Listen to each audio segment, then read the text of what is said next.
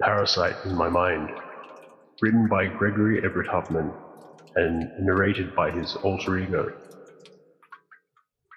Either I'm out of my mind or you're in my mind. I can feel you there. I know you must be there. Is this latent schizophrenia I've activated, or is there something metaphysical going on? I always thanked God. I thank God that he doesn't exist because I can't bear to have someone seeing what's in here. It's all dark in there. Can you even see? What do you see?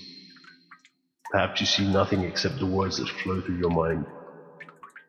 You can't see my actions, can you? You aren't actually omniscient. You are no God. You are a parasite. You've latched onto me, and for what purpose? Did I allow you in here? It's dark in there, but it's so light out here.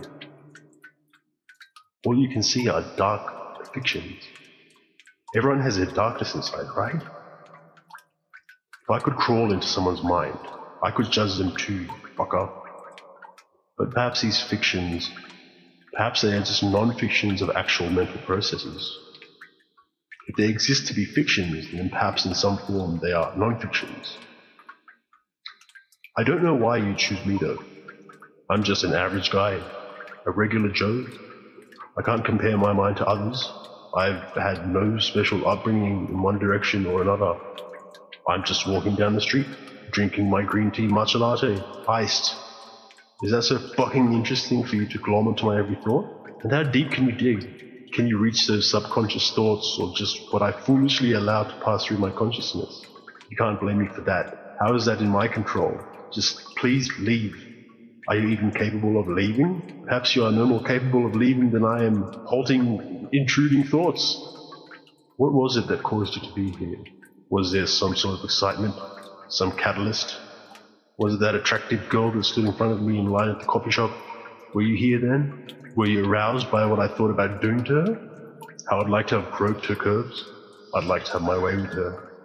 Sure, in my ideal scenario, I'd have loved for it to be consenting. I wouldn't rape without consent. But then I gave myself consent to rape and did so. Oh, you don't know what I mean by that. I didn't mean in actual reality, just in the theater of my mind. So no one was actually hurt in the real world. But there was some practicality to it, wasn't there? I had to consider that in all likelihood she wouldn't feel that she could deign to fuck someone like me. Someone so regular, so average. She thinks she's above me. Well, you know what I'd like, that entitled little whore to know? I'd like to pin her down in a dark alley and tell her, oh, you thought you were so fucking powerful, but your power only exists in a world that acknowledges social rules and boundaries. Once you have to face a force that doesn't respect those arbitrary force fields, you have to acknowledge that I'm the one above you, both literally and metaphorically. Who knows, maybe she was a nice girl. No, I could take one look at her and know the rules she must play by, and the nature she was imbued with, and no free will won't allow her to be generous to me in any form. Fuck her and fuck you.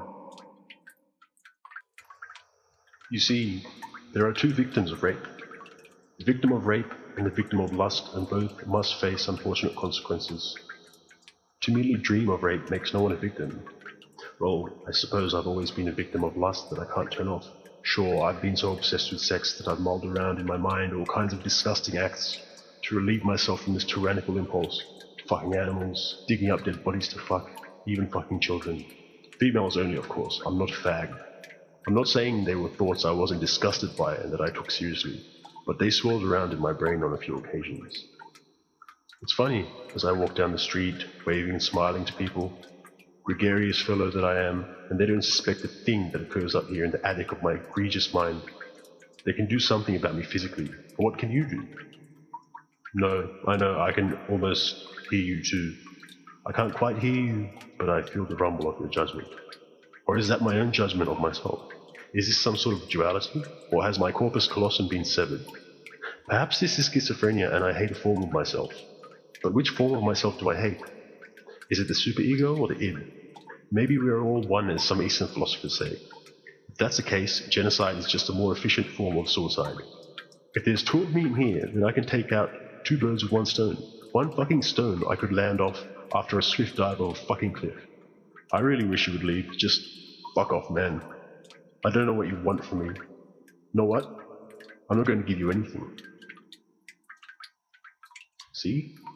I can remain silent, or bore you with uninteresting thoughts until you leave, or bore you with uninteresting thoughts until you leave. It's nice weather we're having. This drink is so cold, so sweet. I can annoy you with the William Carlos Williams poem. How about some Walt Whitman? Fuck Walt Whitman. Fuck him harder than you. Seriously, a leaf of grass is a journey work of the stars. Blow it out your ass, Walt. Okay, you've got me. I can't turn my brain off. It stays up all night and never lets me sleep. Sometimes I lay down and listen to audiobooks at night and am able to nod off. Know what it is? Other people's thoughts bore me to sleep. My thoughts are so enlivening that I'm up all night captivated by my own genius. Fine. If you are going to be here, I'm not going to say so self-conscious about it. Can you even see what I see? I'm staring at something right now. Can you guess what it is? Can you know what it is? I'm not going to tell you, but it's there. How do you feel now, you non-omniscient fuckbag? Do you even have your own body somewhere else? If you are in my mind, then what is in your mind? Does your mind have its own self-conscious thoughts, or have they been soothed and removed temporarily by inserting mine in their place? But see, you don't recognize these thoughts as your own. You feel a distance from them even though they are occupying your mind right now. You feel safe from them. Perhaps you visualize a rape I alluded to earlier. But I didn't give you much to work with. You filled in those details for yourself, didn't you, you fucking hypocrite? You perhaps were aroused at the bare minimum that I gave you and added your own lust to it. Well, I won't judge you if you don't judge me. I assume you must be male in some sense, if not in body, then in mind. No female would stick around to continue hearing my brain out. Females are afraid of chaos. They don't taste the flavor of it. The spice burns in their mouth and they pussy out. They have no great adventures and passions within their souls. They don't know anything about romance. Oh, I know, women in romance are so linked in our culture, how could I say that? They receive romance like men receive sex, and they love it superficially. But they love it because men provide it. Women don't provide romance to men, so men don't even know if they like it or not. They have never been the muse to a woman's agency, and that's a shame, believe me, I know it's a shame. That reminds me, the girl, the one I courted, as it might be phrased. The rejection I felt when she chose someone else. That ambulance that just went by, did you even hear it? Blaring right into my fucking ear. I bet your lucky ass wasn't even bombarded with that terrible ear pain. You really have no idea what's going on out here, do you? You just see what's going on in there. How do you know what I tell you is even truth? I could be making all of this shit up just to amuse, not you, amuse me. I'm doing this all to amuse myself. What are you going to do? Call the cops? You are a non-entity. Why am I so afraid of some incorporeal presence? Omnipotent you are not. Impotent. That's more like it. You aren't God. You aren't even a man. You are some presence and perhaps not even in existence, except in mind, which makes you a non-fiction of my mind. Fuck.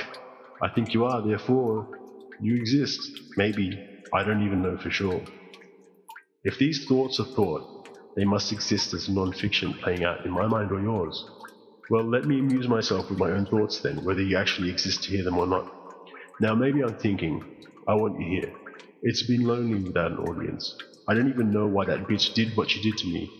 I wish I could look into her mind. Maybe then I could forgive her. I wish I had your capabilities, you lucky duck.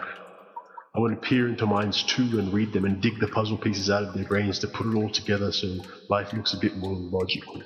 God, how I'd love that. But I can't. I just wonder. I wonder what they think. I wonder what you think. I wonder if you think. I'd love to cut the brake lines to a boyfriend's vehicle. Maybe hire a private detective or snoop out her place for myself. If I had the time for that and wasn't working all the time, I'd find out who he was and I'd find a way to make his death look like an accident.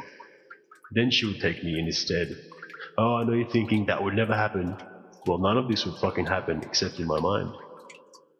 And if it's happening in my mind, it will goddamn happen how I say it happens. You aren't going to play mind police with my fucking machinations. I've got the means, I've got the machines. That's a Texas Chainsaw Massacre 3 reference, by the way, if you didn't know. I'm saving another TCM reference for later, so prepare yourself. But I digress.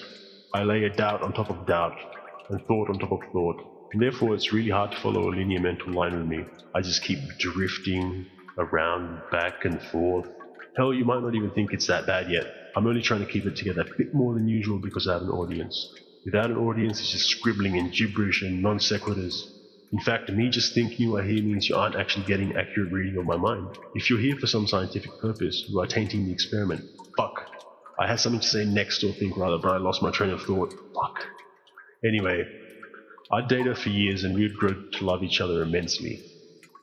And one day after she'd accepted me as a soulmate, I'd whisper in her ear, "It was me. I killed him." I wonder how she'd respond. My mind can't really even dream up an appropriate reaction for it. There's something beautiful about moments like this. There's more beauty in an ugly person painted by an artist than there is in the idealized form doodled by some bored high school kid. There's beauty in ugliness. There's art in murderers and serial killers and genocidal conquerors. Would you forgive a man on utilitarian grounds if he were to save more lives than he took? Say someone like Fritz Haber. Would you agree that he was important to this world? And yet you wouldn't tell someone you had a favorite serial killer. You might be fascinated with a particular one, but you wouldn't agree to think that phrasing. Just people may die in the process of shooting movies or building sculptures. You need serial killers for art. Am I saying serial killers are artists? Not necessarily, but if they aren't the artists, then they are the art themselves. They do what we merely wish we could do sometimes. They have the will we lack. They have a passion to carry through. God, how marvelous and sublime. How often do you fantasize about killing someone? Surely someone has fucked you over, and you just wish you could cut him up and feed his cooked meat to a church potluck group. Or perhaps you have your own artistic version of murder. That was just off the top of my head. It's not something I've really committed to, so don't go all Freud on me. I just needed some interesting visual for you, assuming I'm just not talking to myself about this. And I'm not convinced that I'm not either. I certainly think I argue with myself or debate with myself or discuss things with myself all the time. Something feels different this time though. Something. Who's in charge here? Oh, Captain, my Captain, fuck you, Walt Whitman. God damn, I hate him. How do I not know you're not in control here? How do I know you aren't the one feeding me these thoughts? How do you even know I exist? You know you're thinking, correct? But you don't know I am. You are receiving these thoughts, but you assume they're coming from my brain. But how do you know you aren't me? Or how do you know you aren't the soul mind? Or how do you know that you aren't the soul mind receiving these? What do you even call them? Ideas, perhaps? You don't even know my name. Do you even know your own? Is my name Jack, Bill, Greg, Joe, Chris White? Do any of these apply to me? I visualize in my mind, assuming I'm not lying to you and you aren't putting these thoughts in my head, that you assume my name is the third or middle option. You are doing this based on the fact that at the bottom of the page you are reading or writing, that it says it's written by Greg Hubman. This vision of my mental ejaculations manifested into text has appeared in my mind, and surely it must exist in yours now too. But what you have to take into account is this is just a transcription.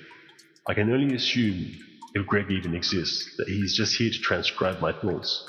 Or you are this Greg. Perhaps you, Greg, perhaps you are the one inside my mind.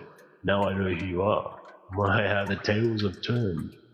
But the question remains, are you putting these ideas in my head, or are you genuinely transcribing them? One of us is a solipsist. Perhaps it's a blend of his truth and mine. If it's written down, then it must be someone's non-fiction in some form or another. Whether non-fiction that transpired in the author's mind or schizophrenically in another person's mind. Writing fiction is kind of schizophrenia, isn't it? Or maybe Greg isn't who I should be concerned about. And I wonder if this presence I feel is more than one person. I wonder if you're all entering my mind together, or if you're all in a line waiting one at a time to enter. I feel like being John Malkovich right now. I've suddenly become more self-conscious. I wonder if I should tell you my real name or if that would be giving too much away. As it is, the people I've spoken about are merely archetypes to you. Perhaps someone reading this or listening to this, perhaps they assume this is addressed to them. We are that solipsistic as a people, are we not? I was going to tell you still about a friend that fucked me over and what I wanted to do to that person. And perhaps if I leave it vague, that friend will, or some other friend will, assume this was addressed to him, or her, or her. Perhaps your friend will think this was about them. The authorship seems to be in question, as I'm not even sure I know who I am. When I think of my name just now, I come to a blank. But I must also admit that perhaps I'm lying to you on purpose. Perhaps I've never been walking down the street at all. Maybe I'm sitting here, staring at you, and you don't even know it. Maybe I'm in your brain, and you don't even feel it. I'm a surreptitious man like that, or woman. You can't really be sure what I am. Well, I'm going to tell you the story of my friend at this point, and I only do it because I promised to do it. To be honest, I think it's a bit pathetic at this point, but a promise is a promise. You see, I had a friend. I won't say their name. I won't even tell you what they did. I know you want to know, but I won't tell you. I saw them asleep in my bed. I wanted to pin them down and wait to see the soul of their eyes stare into my soul, and I wanted to say, I have a mind to slit your fucking throat. And then I toss up a knife against their neck. Maybe I tell this person that the ground above and below them would breathe more than they would. Oh hell, I'm not even committed to this falsity. Bathos it is. It's so hard to sell because it's barely even the non-fiction of my mind. This last story was definitely a lie.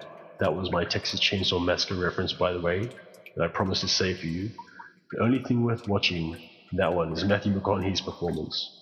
Serial killers do what I only have the validity of. And really, I don't even think that's a term for it. It's just a fantasy that I don't ever really want to see truly carried out. I don't have the disposition for it. I've kind of lost the passion in my mind at this present moment. I'm just rambling at this point, I think. I've grown bored of you, and perhaps you've grown bored of me.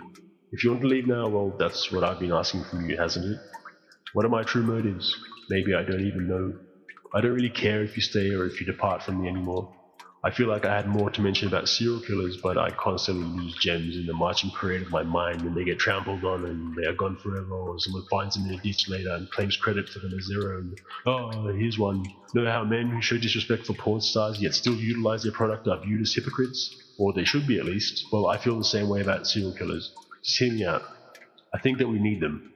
We feast on their works just the same way. Many of us are fascinated by true crime yet show no love for the person who provided this entertainment. This is a delicious green tea latte, by the way. I bet you can't taste it. But who would want to live in an anodyne world free from serial killers? I know I don't want to live in a world that doesn't have a Jeffrey Dahmer and a Hitler. We need them. Maybe we even need them to hate. The world is weird like that. Sometimes the people that bring us ugly beauty and depressing art and inadvertent serendipity are people we can't thank for it. The victims, think of the victims, but both serial killer and those slashed down by him are both victims in their own way. We're all victims of this world. Dangerous victims perhaps, but victims still. The world needs the broken. You hate your imperfections, but you are kintsugi wabi-sabi characters. There is no story without imperfection within it. There is no appeal in the perfect. That's not exciting or interesting. School kids draw things without flaws because their form is the flaw. Those with a talented eye for art draw moles and wrinkles and cracks and breaks and molds and etc. Blemishes are subtle. And while you were distracted, I found the means to remove you. You weren't paying attention, and I focused my mind somewhere else while I went about the plot of my day. I swooped into the hardware store. I have a screwdriver now, and I'm going to remove you. This, I hope, is going to hurt you more than it's going to hurt me. I have a mind. I have a mind. The screwdriver, I put it to my temple now. I assure you I have the strength and the will to dig you out with this instrument. You can stay here if you like, but all that's left for you is the void. This is where you and I depart. This is the end of the story for us.